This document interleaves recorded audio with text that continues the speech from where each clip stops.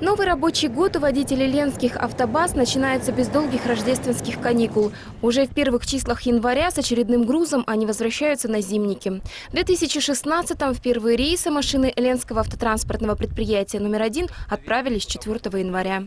План января месяца по автозимникам у нас 11,5 тысяч тонн. Это ориентировочный объем прошлого года. На сегодняшний день более половины груза уже перевезено по автозимникам.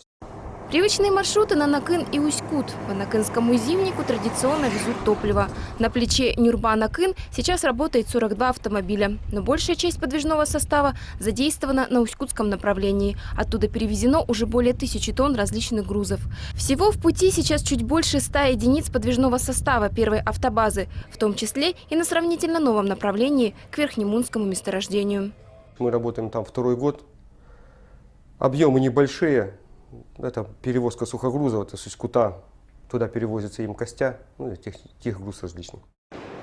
Сегодня в автобазах практически перестала существовать проблема подготовки автопарка к эксплуатации в зимних условиях. Минувшим летом к перевозке был заявлен совсем небольшой объем грузов, поэтому была возможность хорошо подготовить автомобили к холодному периоду. К тому же сказываются и более теплые зимы, но в первую очередь постепенное обновление подвижного состава.